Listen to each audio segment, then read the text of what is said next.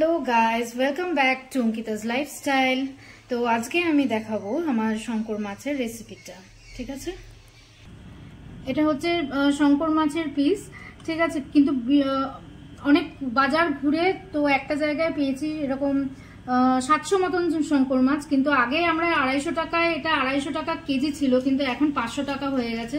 তো যাই হোক 700 মতনই ছিল, হয়তো আমার জন্যই বেঁচে ছিল, কিন্তু ব্যাপারটা হচ্ছে মাছটা খুব ফ্রেশ। আর আমার যেহেতু শাশুড়ি মা শঙ্কর মাছ খায় না বলে আমি শাশুড়ি মায়ের জন্য কাতলা মাছ নিয়ে এসেছি। ঠিক আছে, এই মাছটাও অনেকটা ফ্রেশ করেছি। তো আজকে আমি এই দুটো রেসিপিটা করব। যেহেতু আমার বর এখন একটু ওর একটু ওরাল ইনফেকশন হয়েছে, ও ঝাল খেতে পারছেন, তাই ঝাল ছাড়াই করবো, বাট মশলাদার হবে। ঠিক আছে, এই কারণে এই শঙ্কর মাছের রেসিপিটা একটু মশলাদার না হলে ওটা শুধু ঝোল হলে ভালো লাগে না।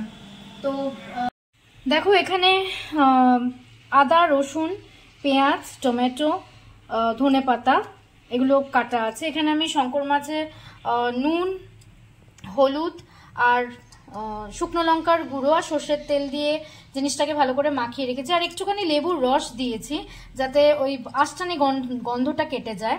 আর এখানে আমি লম্বা লম্বা করে আলু চিড়ে রেখে দিয়েছি। যেহেতু আমরা খুব একটা বেশি আলু খাওয়া পছন্দ করি না, তাও একটুখানি অল্প একটু আলু দিয়েছি, কারণ আমার বরের আবার আলু ছাড়া আবার হয় না। যে আমার ইচ্ছা ছিল উইদাউট আলুই করার, কিন্তু ওর একটু আবার আলু না হলে একটু মেখে খেতে পারে না। আর এখানে তেল গরম করতে দিয়ে দিয়েছি কড়াইয়ে, তো মাছটা আগে ভেজে নেব। এখানে আছে আদা, রসুন, গোটা জিরে আর কাঁচা লঙ্কা। আমি দুটোই কাঁচা লঙ্কা দিয়েছি, কারণ আমার বর এখন ঝাল খেতে পারছে না বলে আমি দুটোই কাঁচা লঙ্কা দিয়েছি। দেখো শিলে মশলা বাটা চলছে, আর এখানে তেল গরম হচ্ছে। এক পিঠ ভাজা হয়ে গেছে, এক সেট ভাজা হয়ে গেছে, আবার আরেক সেট ছাড়ছি।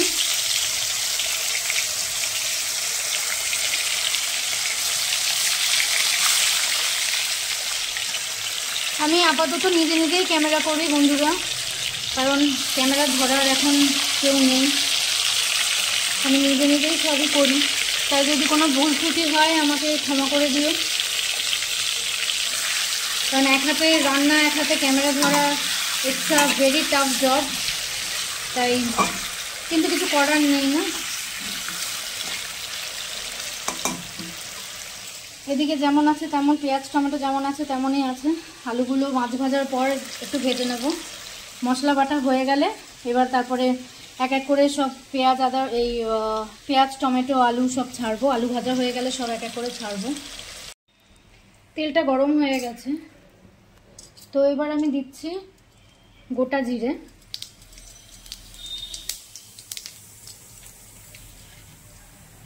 গোটা গরম মশলা,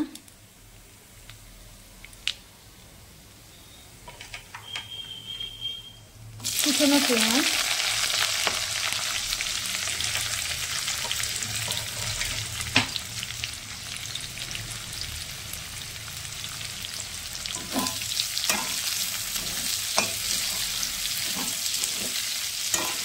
পেঁয়াজে আমি একটু নুন দিয়ে দিলাম,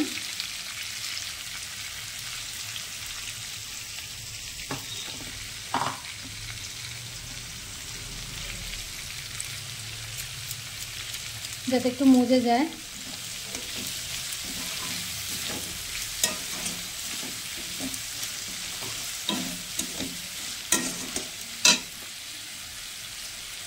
একটু আঁচটা বাড়িয়ে দিয়েছি। একটু ভাজা ভাজা হয়ে গেলে এই বাটা মশলাটা আমি ছেড়ে দেবো।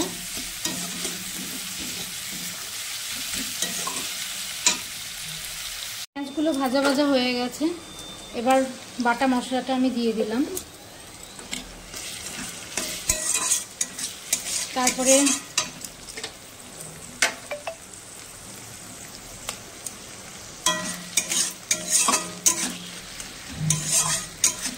একটুখানি নেড়ে চেড়ে কষানো হয়ে গেলে মশলাগুলো দিয়ে দেবো আস্তে আস্তে। জিরের গুঁড়ো, একটুখানি কাশ্মীরি মির্চি, হলুদ গুঁড়ো, আরেকটা কড়াইয়ে আলুগুলো ভাজতে দিয়েছি, আর এখানে মশলাটা কষানো হচ্ছে। এবার এখানে দেব একটু হলুদ গুঁড়ো দেব,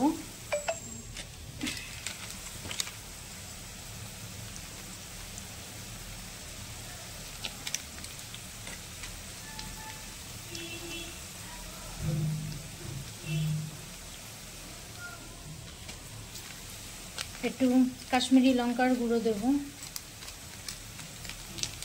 যেহেতু জিরেটা বাটা আছে আমি অল্প একটুই জিরে গুঁড়ো দেব, বেশি দেব না।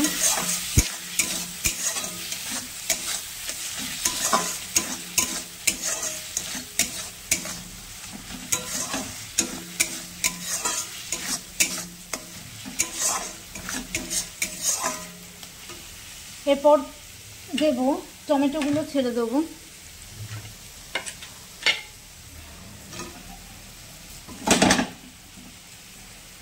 করিস না।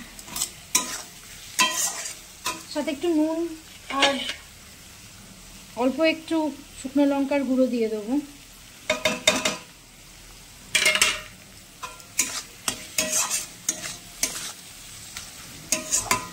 এটা আর একটু কষানো হয়ে গেলে আলুগুলো ছেড়ে দেবো, যাতে মশলার সাথে আলুগুলোর মধ্যে মশলাগুলো যাতে ঢোকে।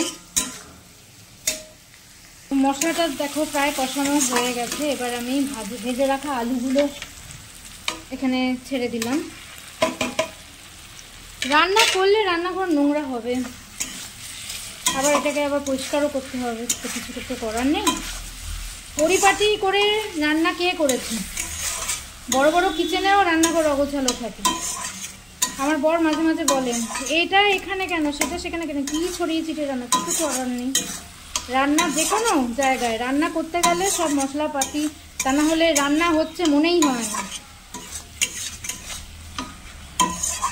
দেখো রংটা কত ভালো এসছে। আর এখানে আমি একটু গরম জল বসিয়ে দিয়েছি, ফ্লেমটাকে একটু বাড়িয়ে দিই। গরম জল বসিয়ে দিয়েছি। কাঁচা জল দিলে কেমন একটা যেন হয়, তাই আমি যে কোনো কষানো রান্নায় আমি একটু গরম জলই ইউজ করি। দেখো এবার গরম জলটা অল্প অল্প করে ঢেলে কষাবো।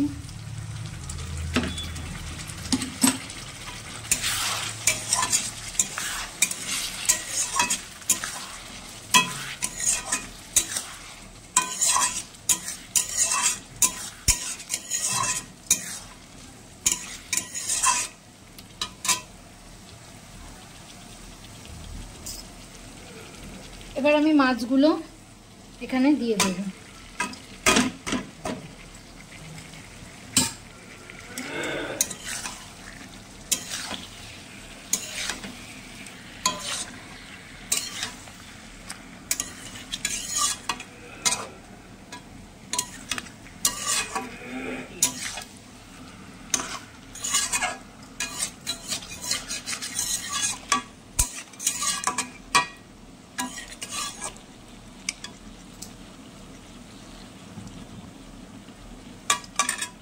মাছগুলো দিয়ে দিলাম।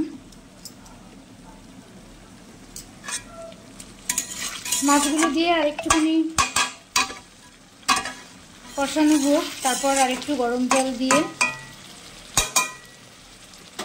এটা একটু মাখা মাখাই হবে, খুব একটা ঝোল রাখবো না।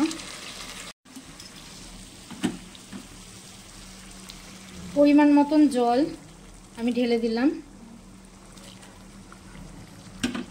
এবার এটাকে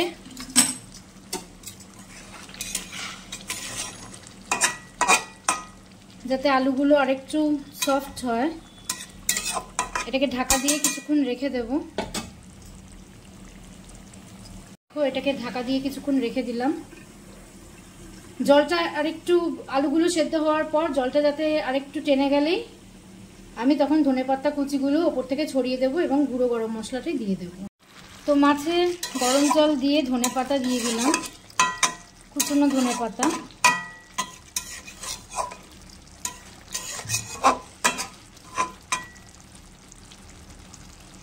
আলুগুলো মোটামুটি দেখতেই পাচ্ছ, আলুগুলো আরেকটু সেদ্ধ হবে, আরেকটুখানি ঢাকা দিয়ে তারপরে গুঁড়ো গরম মশলা দিয়ে নামিয়ে দেবো। আরেকটু লাগবে আলুগুলো সেদ্ধ হতে। দেখো রেডি হয়ে গেছে। এবার আমি ওপর থেকে গুঁড়ো গরম মশলাটা ছড়িয়ে দেব। ব্যাস, আলুগুলোও সেদ্ধ হয়ে গেছে। এই যে দেখো আলুগুলো ভেঙে যাচ্ছে, আলুগুলোও সেদ্ধ হয়ে গেছে। তো এবার নামিয়ে নেব।